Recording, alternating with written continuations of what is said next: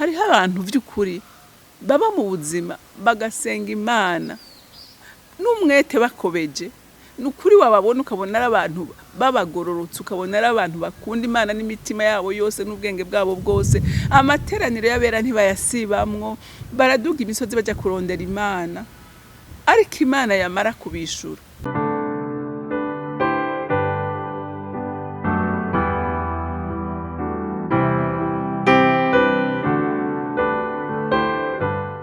Akunzi ba CANAAN TV, ndanezerewe kandi gusura guhura namwe ngo tuganire ijambo ry'Imana. Ariko imbere ko dutangura kuganira, reka tubanze twishire mu biganza by'Uhoraho. Ndanezerewe mwami Imana muri iki gitondo ciza ntewe iteka n'ijuru, nkaba mbyutse mpe mu mwuka w'abazima. Mana ubereye gushimwa kuko ivyo byose ari gubikora, kuko umwana w'umuntu atakina kimwe yo kwishoboza, ariko atari wewe umushoboje. Impwemu zacu ni wewe uzahuzibika, kandi intambuko zacu niwe uzirongora. Ivyo dukora byose tubikoreshwa nawe, nico gituma umwana w'umuntu akwiye guhora gushimira uko bukeye nuko bwije. None nyaguhoraho wakira ishimwe riko ryadudubiza mu mutima wanje muri iki gitondo ciza, igitondo c'umugisha umpezagije, kandi uhezagije na bene data bose. Mana uhimbazwe kandi ushimagizwe muri byose, mu izina rya Kristo Yesu, amen amen. Rero ijambo Imana impaye kuganira namwe uyu munsi ni ijambo rivuga ngo ntukibagire iyo wavuye. Kuko hariho abantu benshi by'ukuri bibagira, ugasanga igihe bariko barasengera nk'ikintu, barakunda Imana, baratitiriza, baraduga imisozi, baragerageza, ariko bamara gushika mu masezerano ugasanga Imana barayitaye. Ariko ntuze wibagire muntu w'Imana, kuko kwibagira ni bibi cyane. Kuko hariho n'umugani uvuga ngo umuntu mubi n'umuntu yibagira uwamuhaye, ukamwibagira. Rero iyo wibagiye Imana ni wewe uba uri kurihemukira. Reka rero dusome ijambo ry'Imana mu gusubira mu vyagezwe igice ca 6, turasoma kuva ku murongo w'10 dushikane ku murongo w'15. Mose yihanikiriza Abisirayeli ngo ntibibagire Uhoraho. Uhoraho Imana yanyu niyamara kubashikana mu gihugu yarahiye basokuruza banyu Aburahamu, Isaka na Yakobo ko azokibaha, kirimwo ibisagara binini binini byiza mutubatse, n'inzu zuzuye ibyiza by'uburyo bwose mutashizemwo n'ivyobo vyimbiwe kubika amazi, mutimvye n'imirima y'imizabibu n'imyelayo mutateye, mukarya mukama mu gahimbo. Muzoheze mwirinde ntimwibagire Uhoraho yabakuye mu gihugu ca Egiputa mu nzu y'ubuja. Muzokubahe Uhoraho Imana yanyu, mubariwe musaba, izina ryiwe riba riryo murahira. Ntimuzogendanire izindi mana zo mu mana z'amahanga abakikije, kuko Uhoraho Imana yanyu iri hagati muri mwebwe ari Imana ipfuha, kugira ngo ishavu ry'Uhoraho Imana yanyu ntiribaziriringire akabahonya ku isi. Amen. Rumva Mose yariko arihaniza abana ba Isirayeli, arabibutsa, arababwira ati Imana amasezerano dufise, ati Imana yaradusezeranije kuzoduha igihugu ciza, igihugu kirimwo ivyiza vyinshi, kirimwo amazu, kirimwo imirima, kirimwo ibinogo vyuzuye amazi, ati kirimwo ivyiza vyinshi, ati nimwabishikamwo, ati nimuze mudibame ngo mwibagire Imana yabakuye hahandi mu buja mwarimwo muri Egypte. Mwibuke Imana ihamagara Mose, yaramubwiye ati numvise ugutaka kw'abana banje bari muri Egypte, amagogwa barimwo, ugutotezwa bariko baratotezwa, imibabaro barimwo, ati yaje iba nk'ikibutsi imbere yanje, ati none uhaguruke ugende ubakiza amaboko ya Farawo. Rero Mose yariko arabibutsa ati ntimuze mwibagire ya mibabaro mwagiriye hahandi, ntimuze mwibagire inzara mwagiriye hahandi, ntimuze mwibagire ibimoko mwakubiswe, ntimuze mwibagire ibikogwa mwakoreshejwe by'umukazo.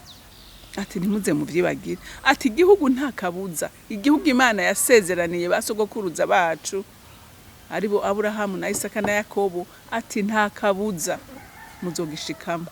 Ati ariko nimwagishikamwo, ati ntimuze musaba imana z'abanyamahanga, muze muhore mwizigiye Imana umuremyi w'ijuru n'isi, Imana yabakuje amaboko akomeye mu gihugu c'ubuja.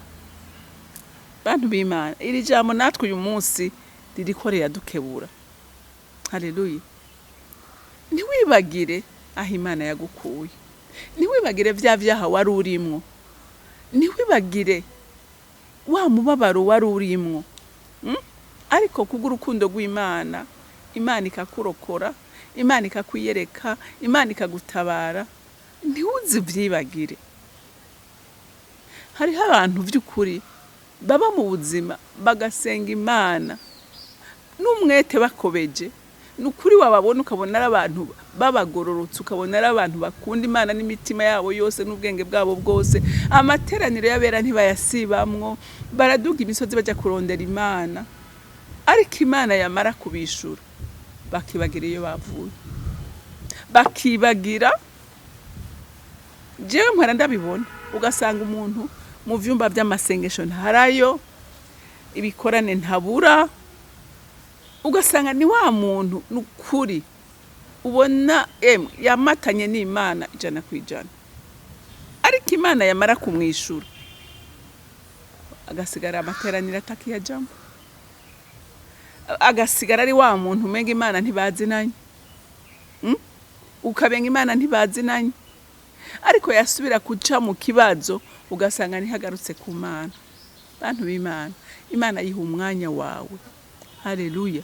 Imana yiha umwanya, urondera akanya kawe n'Imana.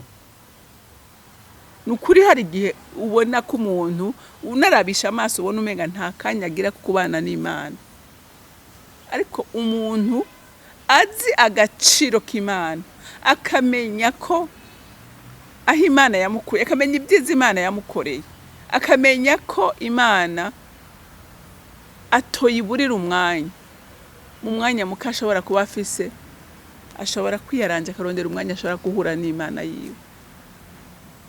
Hariho umuntu je yambwiye ati je imisi yose saa 10 mbyutse, ati ngafata umwanya nkabana n'Imana, ati sizere nkoga nkajya ku kazi, ngatwara abana ku ishure nkajya ku kazi.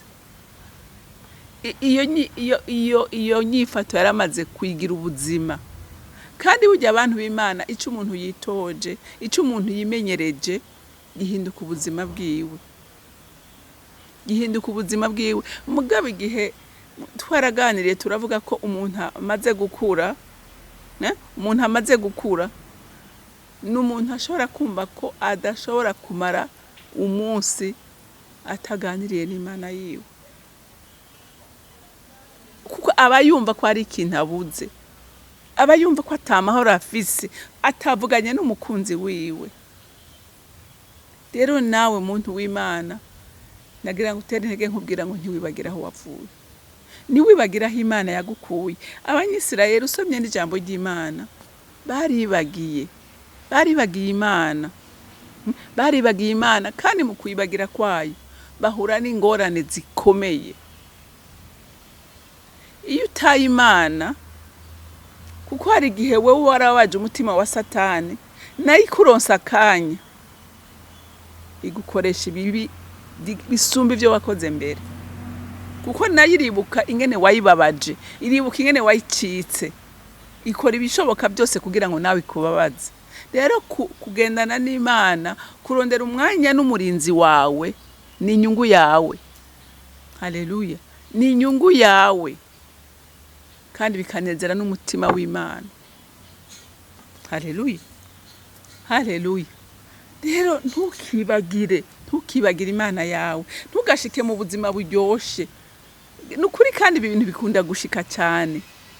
niwabona umuntu ari mu buzima bwiza ukabona by'ukuri abandanya kunda Imana atakigeragezo kiri imbere yiwe, uyo kabisa ari umuntu ageze ku rugezo rwiza ruhimbara Imana.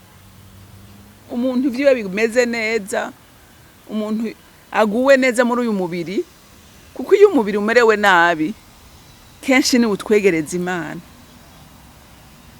uratwegereza Imana. Ariko umuntu aguwe neza, umuntu aguwe neza akagendana n'Imana, kubaha Imana, uyo muntu ni gitangaza. Haleluya. Ibi nivyo Mose yariko arabwira abana ba Isirayeli ati niyo mwashika hano mwumva ko mwagukiwe, mwumva ko muguwe neza, mwumva ko atakibazo c'inzara mugifise, mubona mu buri mu mazi ameze neza, ati ntimuze muhirahire. Rero nawe muntu w'Imana ntugahirahire kuva ku Mana yawe. Haleluya. Ntugahirahire kuva ku Mana yawe, wibuke ko ariyo uziga ko vyose. Haleluya. Amahoro yaziga kuri yo, abana ubaziga kuri, akazi, ikintu cyose kiziga ku Mana. Nico gituma rero ukwiye kuyironderera umwanya kugira ngo ugumane nayo. Imana yo mwijuru ibampera umugisha. Mana datarugira vyose uri mwijuru, nta kindi ukwiriye, nta kindi ubereye atari ugushimwa, kuko niwe Mana wadukuye dukura mu vyaha aho twavyivayangamwo, ukemera gutanga umwana wawe w'ikinege Yesu Kristo ngo apfe ku musaraba kugira ngo arokore ubugingo bwacu ntibugwe mu mahonero.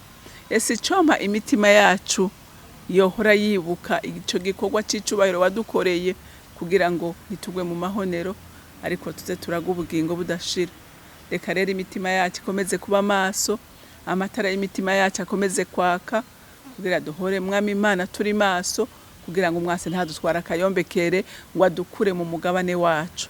Ndagushimiye kandi ndakuninahaje, icubahiro cyose n'amashimwe yose aba yawe, nkaba ndabisenze ndavyizeye kuvyumvise mu izina rya Kristo Yesu. Amen, amen. Mwarahezagiwe, kugira umunsi mwiza.